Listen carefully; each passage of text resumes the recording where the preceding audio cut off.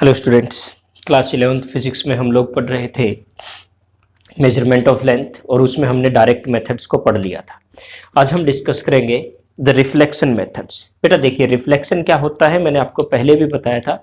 The bouncing back from a surface is called reflection. जैसे हमारे पास एक बॉल है, हम उसको दीवार पे फेंकते हैं, टकरा के वापस आती है, उसको रिफ्लेक्शन कहते हैं। अब डिस्टेंस मेजर करने के लिए हम रिफ्लेक्शन के कौन कौन से मेथड्स को यूज करते हैं और कहाँ कहाँ यूज करते हैं, कैसे कैसे यूज करते हैं, आइए उसको विस्तार से जानते हैं। सबसे पहला जो हमारे पास मेथड होता है वो है इको मेथड, ECHO।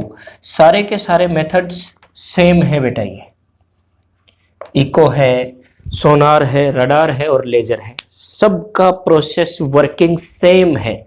एक को ढंग से समझ लीजिए, नोट्स आपको मैं पैरेलली प्रोवाइड कर रहा हूं। इको का अर्थ होता है गूंज या अनुगूंज। कहाँ यूज होता है इको मेथड? सबसे पहला हम जर्नल लाइफ में इसको डेप्थ ऑफ वेल, कुओं की गहराई मापने के लिए यूज करते हैं, या डिस्टेंस ऑफ माउंटेन्स, पहाड़ों की दूरियां मापने के लिए इनका इस्तेमाल किया जाता है।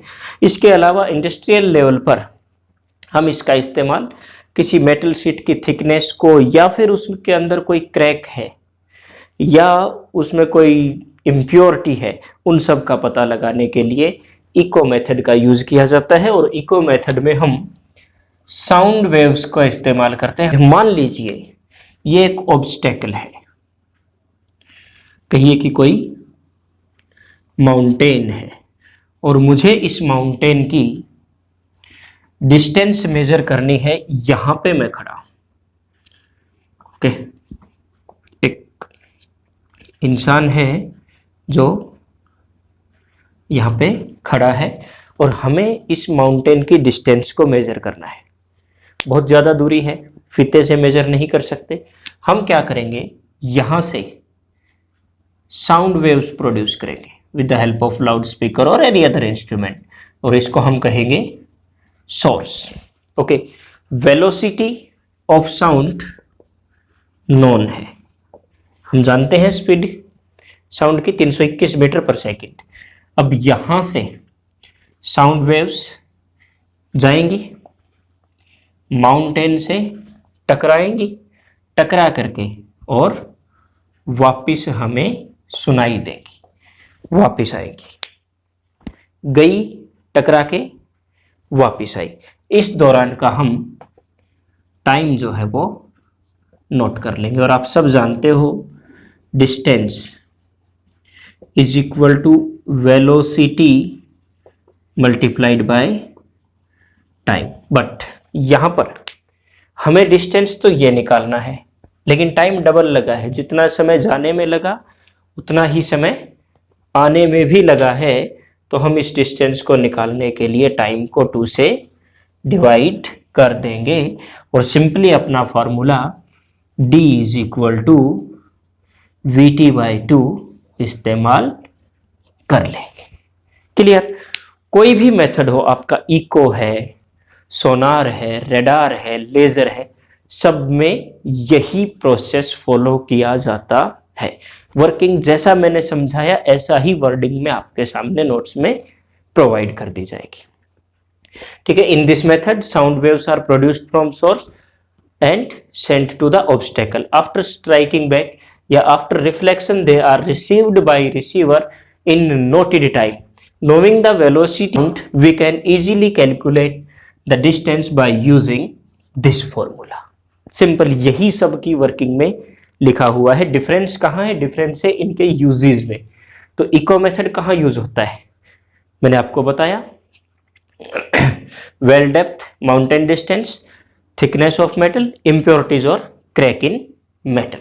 नेक्स्ट में हम आते हैं सोनार। सोनार का यूज जो किया जाता है वो समुद्र में किया जाता है बेटा। सेम यही प्रोसेस उसमें फॉलो होगा। देखिएगा, सोनार, सोनार की फुल फॉर्म है साउंड नेविगेशन एंड रेंजिंग, कि साउंड की सहायता से नेविगेशन करना। ये सी लेवल है मान लीजिए हमारे पास, और यहाँ पर कोई टावर है जिसके ऊपर हम बैठे हैं, या कोई टापू है।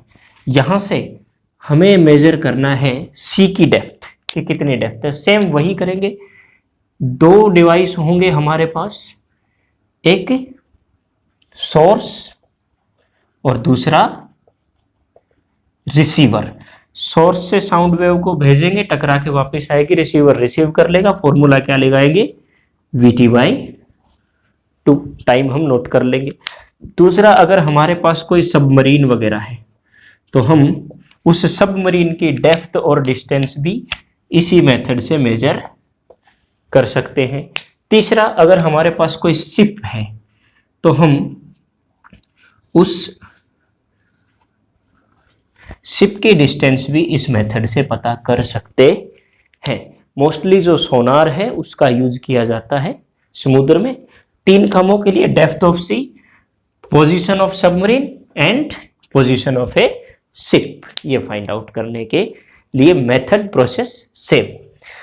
तीसरा हम आते हैं radar, radio detection and ranging. यहां साउंड वेव्स की बजाय रेडियो वेव्स का इस्तेमाल किया जाता है, रेडियो डिटेक्शन एंड रेंजिंग, और इसका यूज होता है in the field of aviation.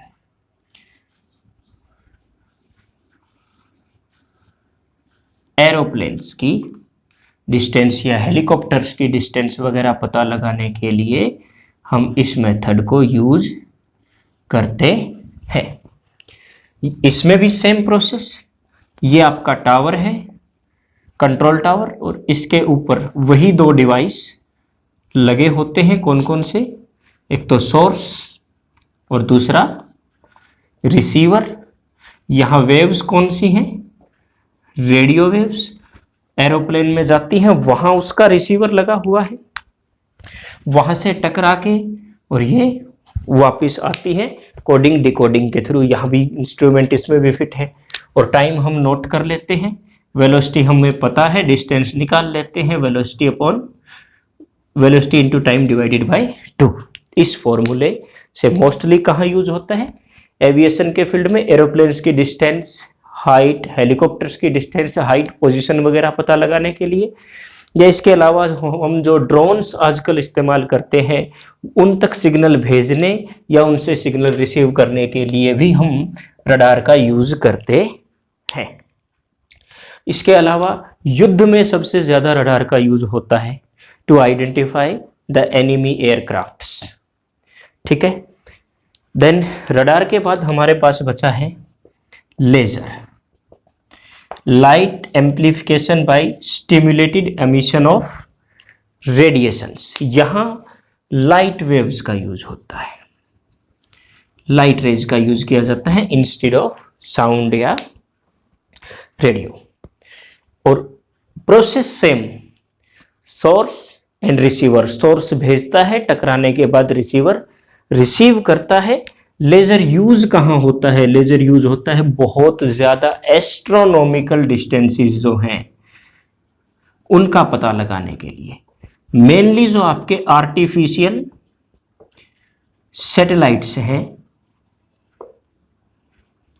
उनकी पोजीशन पता लगाने के लिए हम लेजर बीम का यूज करते हैं, प्लस उन तक सिग्नल भेजने और उनसे सिग्नल्स रिसीव करने के लिए हम लेजर बीम का यूज करते हैं। इवन हम मून की डिस्टेंस भी पता कर सकते हैं बाय यूजिंग लेजर मेथड्स, और आपके जो स्पेस क्राफ्ट्स या स्पेस शिप्स होते हैं वहां तक भी signal with the help of laser ही भेजा जाता है। क्लियर? आपको जो नोट्स गिवन है वहां से आप प्रॉपरली इनको नोट डाउन कर लीजिएगा। होप आपको ये मेथड अच्छे से समझ आए होंगे। Thank you, have a nice day.